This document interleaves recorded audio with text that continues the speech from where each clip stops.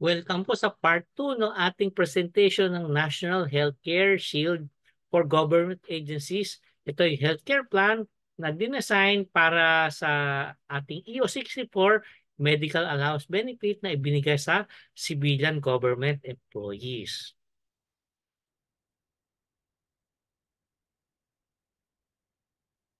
Ang preventive healthcare ay for principles only. Kasama po natin dito yung ating annual physical examination na basic 5, no? Yung physical examination, complete blood count o CBC, urinalysis, fecalysis, saka chest x-ray. At para po sa mga age 40 and above, meron po tayong ECG, no? Kasi po doon sa age 40 and above, doon po nagsisimula lumabas yung mga circulatory saka cardiac na problems, no? At meron din po tayong pap smear para sa women age 40 and above or if prescribed. Sa preventive healthcare, kasama rin po yung consultation on different subspecializations and subspecialties. Meron po tayong patient history taking upon consultation, periodic monitoring of health problems, health education and counseling on diet and exercise, health habits and family planning counseling. At meron po tayong active vaccines for treatment of tetanus and animal bites, gaya po ng snake bites. Ang limit po nito ay 10,000 per member per year. Sa ating inpatient care po, ito po yung hospitalization, no? Ang unang feature natin doon, syempre, ay no deposit on admission. Again, ulitin ko po, no? So yung mga horror stories na naririnig natin na 10 ospital na, hindi pa ina-admit, hindi po mangyayari pag may Kaiser na health card tayo kasi no deposit on admission. Kasama po doon ang lahat ng hospital services mula sa room and board, operating room and recovery room, administered medicines habang nasa ospital, x-ray and other laboratory exams, saka professional fees ng mga doktor. Kasama rin po yung mga medicines habang nasa ospital, kasama yung mga transfusion, no? Kasama po yung pag critical yung mga condition, ng mga high-risk patients like yung confinement sa ICU, yung dialysis, chemotherapy, saka radiotherapy. Covered din po yung napakaraming mga procedures, no? Hindi na po natin babasahin. Basta po karamihan ng procedures ay covered ng ating inpatient benefit sa National Healthcare Shield.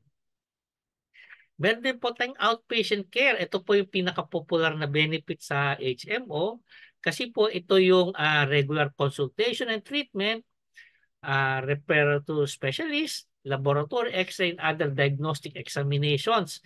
Kailangan pong prescribe by a Kaiser accredited physician. Kasama po dito yung mga treatment of minor injuries and surgery not requiring confinement. So, ito po ang pinakamadalas na case, yung EENT, no? Eye, ears, nose, and throat na problems, no? So, outpatient po usually yan. Kasama na po yung ating physical therapy up to 10 sessions at saka yung pre- and postnatal care na monthly. So isipin niyo po, yung madalas na consultation lang dyan, inisip natin na, ay siguro mga 500 plus yung bawat punta sa doktor. Kaya marami hindi pa nagpapatingin ng sakit. Kaya minsan gumagrabe na yung sakit. Yan po, pagka meron po tayo na health card na ganito, libre yung outpatient care, hindi na po tayo mag-hesitate magpunta sa doktor kasi wala po tayong babayaran. Dadaan lang po tayo sa HMO office para kumuha ng ng clearance sa HMO office, tapos tayo ay i-handle na nung resident na doctors ng Kaiser. Emergency care, no? Ito po yung madalas ka naririnig natin na, naku, emergency, kailangan dalhin sa ospital. At syempre, gusto mo yung pinakamalapit at magagandang ospital.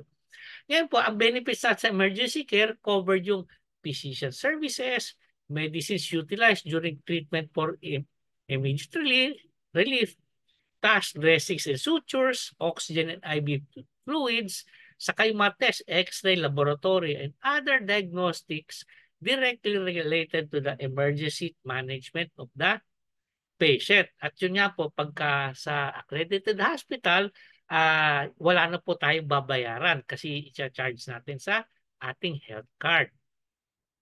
Yan.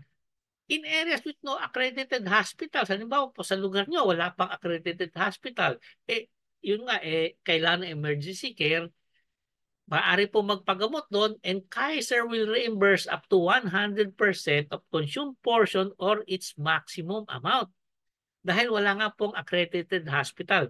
Pero kung sa lugar nyo nga walang accredited hospital, you just get the HMO contact ng hospital, ibibigay natin sa Kaiser at i-accredit ng Kaiser yung hospital na yun. Kasi gusto ng Kaiser is, basta may member sa lugar, may hospital na accredited na maaring puntahan. May isang recent case nga po, bakit itong magandang ospital hindi pa accredited?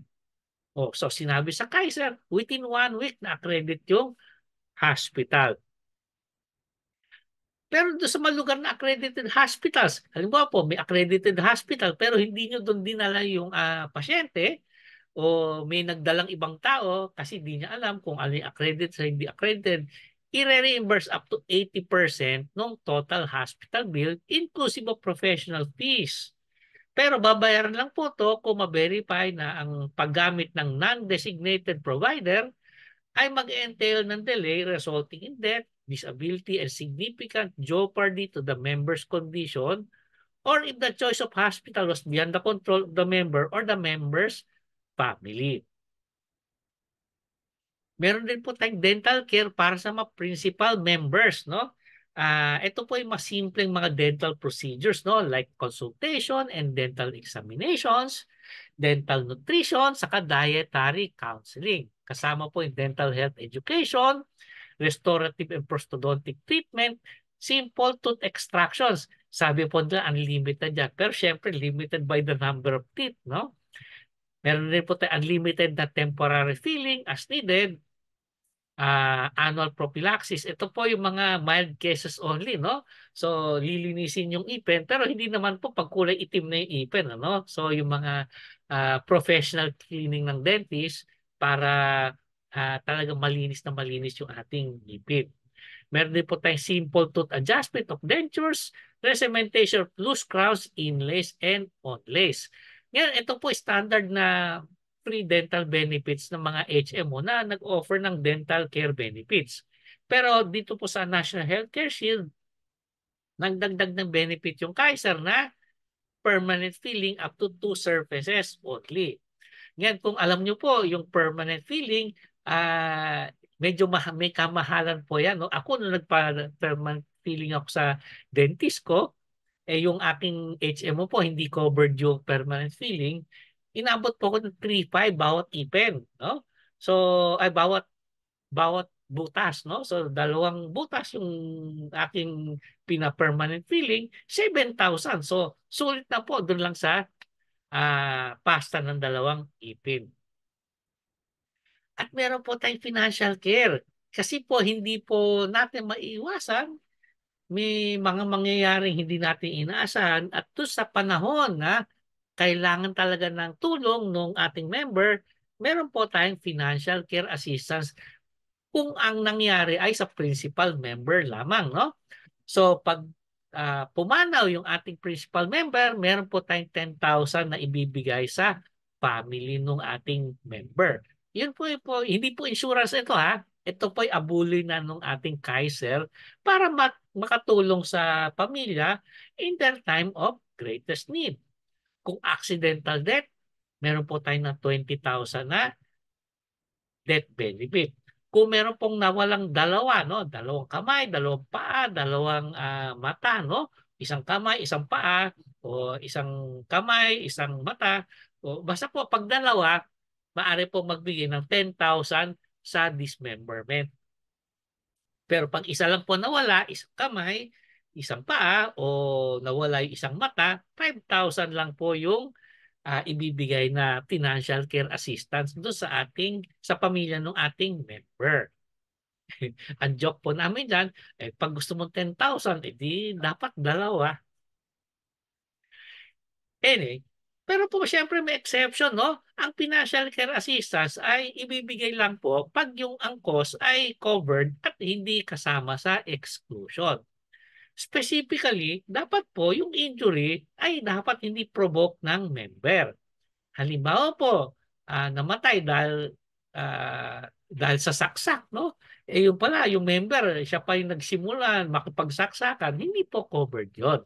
Pero kung siya po ay dahil nasaksak, dahil na hold up, no? O may lasing na nagalit sa kanya, covered po yun. Pero pag siya yung nag-provoke ng situation, hindi po covered yun, no?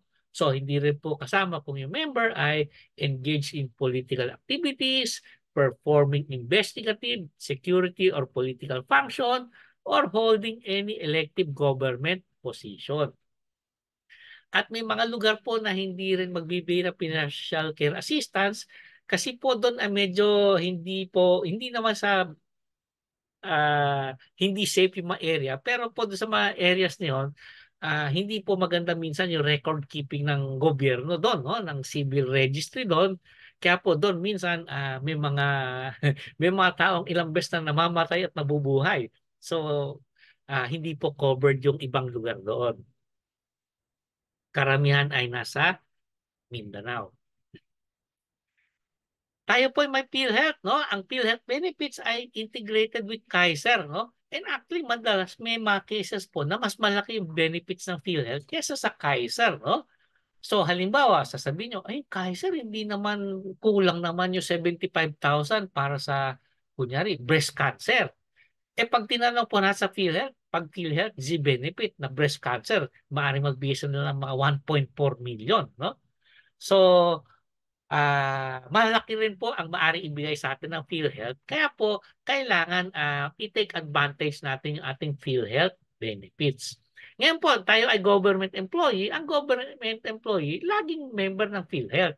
Pero kung may mapasamang dependent, siguraduhin yung dependent ay i-member nyo rin sa PhilHealth.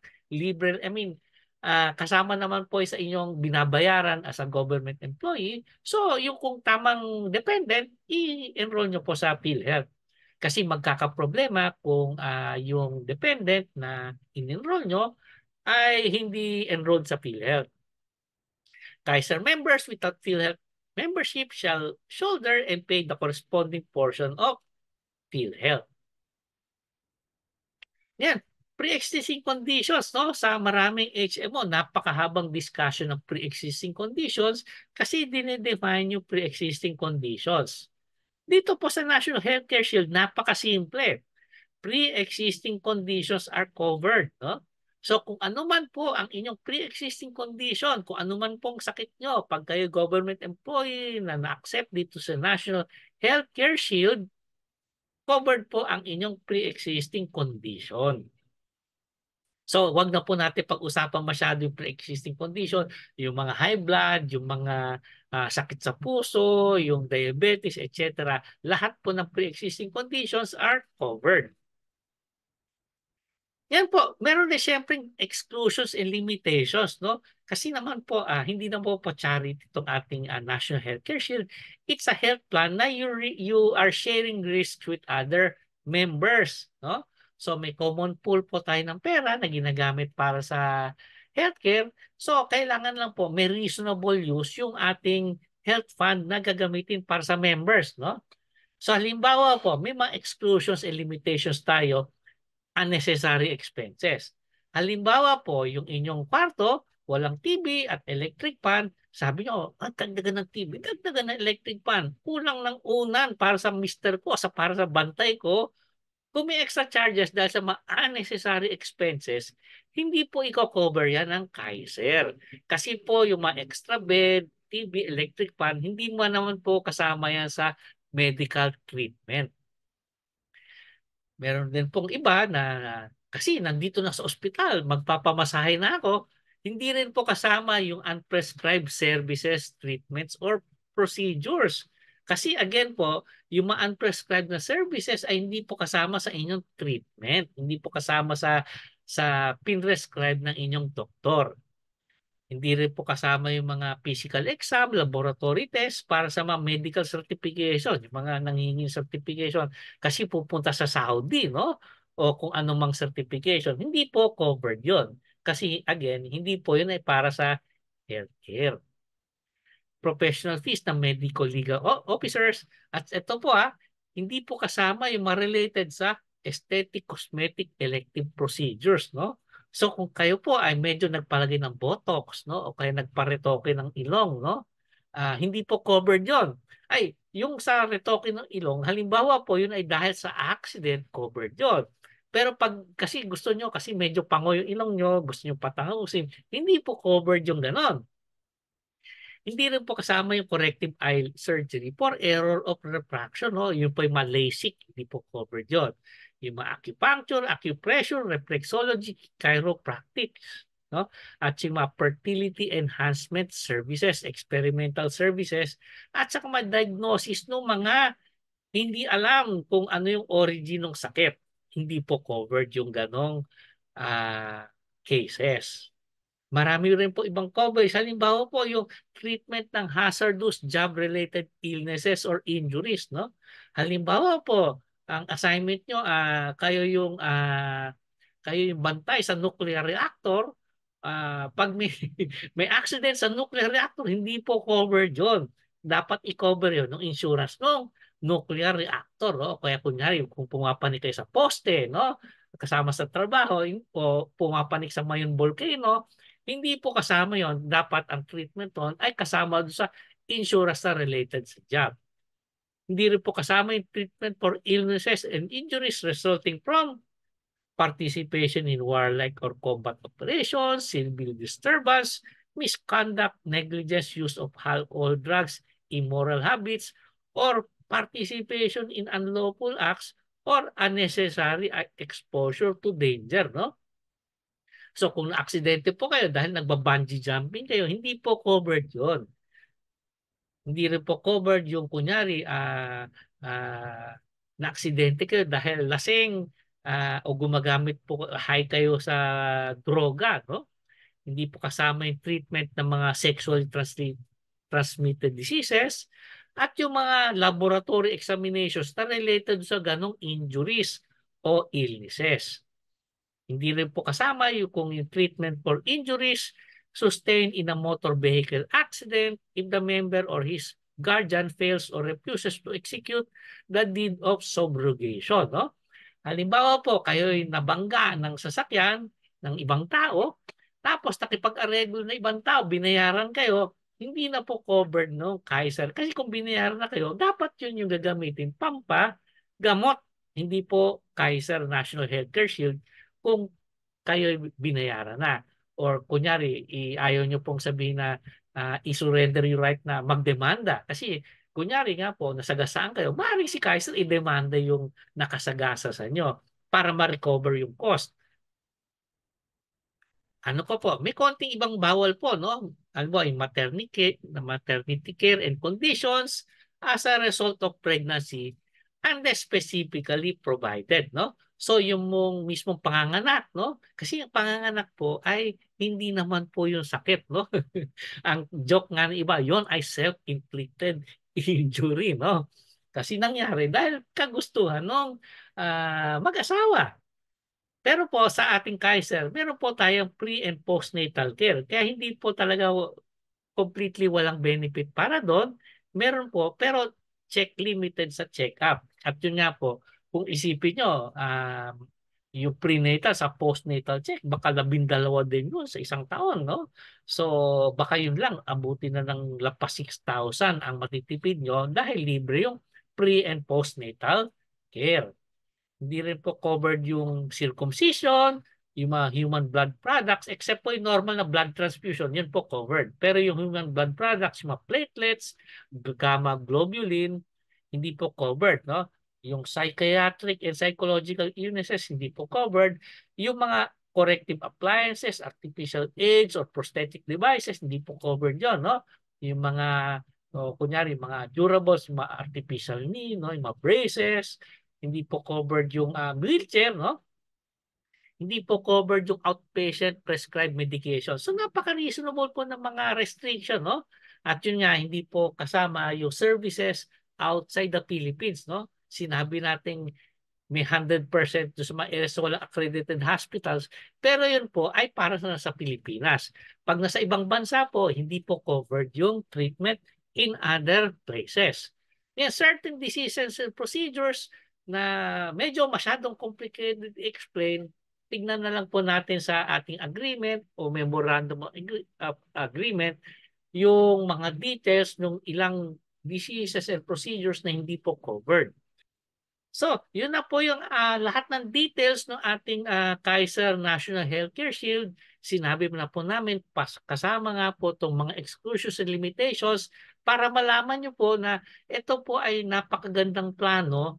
Pero yun nga po, meron po tayong mga cases na hindi covered para po yung total cost natin ay maging reasonable para sa lahat ng members.